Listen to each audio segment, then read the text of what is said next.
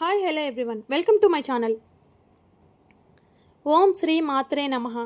కార్తీక పురాణం 5వ రోజు పారాయణం. కార్తీక వన సంతర్పణ ఫలం.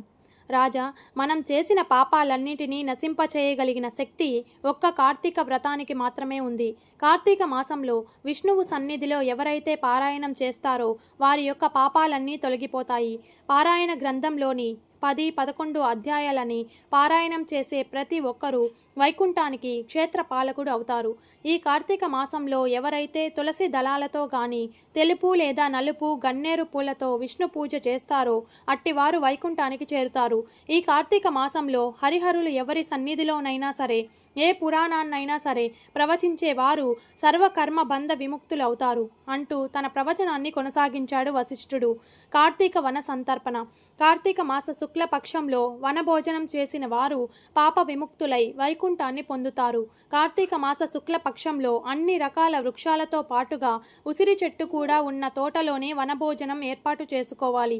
ఉసిరి చెట్టు కింద సాలగ్రామంను ఉంచి గంధం, అక్షతలు, పుష్పాలతో పూజించి యథాశక్తిన బ్రాహ్మణులకు ఆహ్వానించి గౌరవించి వారితో కలిసి భోజనం చేయాలి. ఇలా కార్తీక మాసంలో ఎవరైతే వనభోజనాన్ని నిర్వహిస్తారో అలాంటి వారు కాలాలలో చేసిన సర్వ పాపాల నుంచి విముక్తులవుతారు, వైకుంఠ లోకానికి చేరుకుంటారు. జనక రాజేంద్ర, ఈ కార్తీక మహత్యాన్ని భక్తి శ్రద్ధలతో విన్నవారు బ్రాహ్మణుడు మూషిక జన్మ నుంచి రక్షింపబడ్డాడు.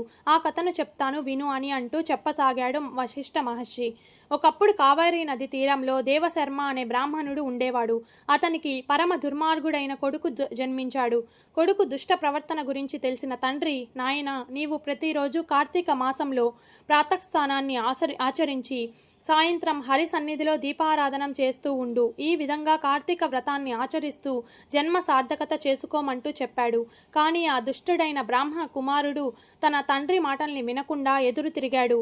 కొడుకు ప్రవర్తనకి కలత చెందిన దేవశర్మ ఆవేశంతో అడవిలో ఎలుకగా పుట్టి చెట్టు తొర్రలో పడి ఉండు అని అంటూ శపించాడు. అంతట తండ్రి పాదాల మీద పడి, నన్ను క్షమించు తండ్రి, నా ప్రవర్తనని నేను పూర్తిగా మార్చుకుంటాను, దయచేసి శాప విముక్తుడిని చెయ్యండి, తరుణోపాయాన్ని చెప్పండి అని అంటూ పశ్చాత్తాపంతో వేడుకున్నాడు బ్రాహ్మణ పుత్రుడు.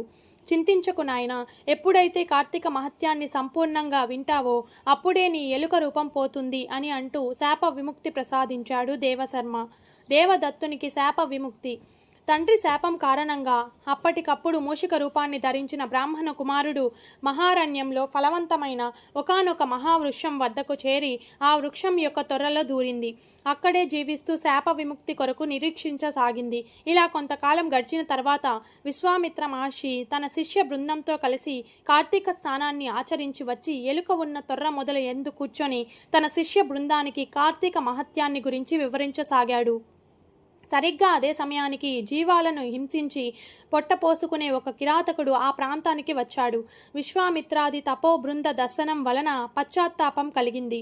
అయ్యా, తమరు చెప్పుకుంటున్న కథలు వినసొంపుగా ఉన్నాయి. ఆ కథల్ని వింటూ ఉంటే నాకు ఈ జీవితం పట్ల చిరాకు కలుగుతుంది.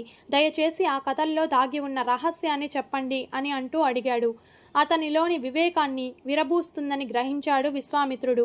నాయన, మేము కార్తీక వ్రతాన్ని ఆచరిస్తున్నాము. ఈ కార్తీక మాసంలో ఎవరైనా సరే తెలిసి కానీ తెలియక కానీ స్థాన దాన జప తప పురాణ శ్రవణాదులు చేసినట్లయితే అట్టివారు తమ సర్వ పాపాలు నుంచి విముక్తిని పొందుతారు.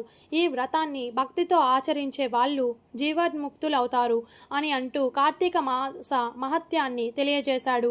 ఆ విధంగా కిరాతకుడికి కార్తీక మహత్యాన్ని గురించి చెబుతూ ఉంటే ఆ గాథను వినడమే తడవుగా చెట్టు తొర్రలో ఉన్న ఎలుక రూపాన్ని వీడి బ్రాహ్మణ రూపాన్ని పొంది ఆ విశ్వామిత్రుడి పాదాల మీద పడి తనకు ఏ విధంగా ఎలుక రూపం వచ్చిందో సవివరంగా చెప్పాడు. ఇక మహర్షి వద్ద సెలవు తీసుకొని తండ్రి వద్దకు వెళ్ళాడు. అదేవిధంగా కిరాతకుడు కూడా కార్తీక మహత్యాన్ని పూర్తిగా వినడం వలన దేహాంతరాన ఉత్తమ గతులను పొందాడు. కాబట్టి ఉత్తమ గతులను కోరుకునే వారు ప్రయత్నపూర్వకంగానైనా సరే కార్తీక వ్రతాన్ని ఆచరించాలి. కనీసంలో కనీసం కార్తీక మహత్యాన్నైనా భక్తి శ్రద్ధలతో వినాలి అని అంటూ వివరించాడు వశిష్ఠ మహర్షి. ఇంతటితో 5వ రోజు కార్తీక పురాణ పారాయణం సమాప్తం. ఈ వీడియో కనుక మీకు నచ్చినట్లయితే లైక్ చేసి అలాగే షేర్ చేయండి. మరిన్ని ఇలాంటి ఇంట్రెస్టింగ్ వీడియోల కోసం నా ఛానల్ని సబ్స్క్రైబ్ చేసుకోండి. Thank you for watching.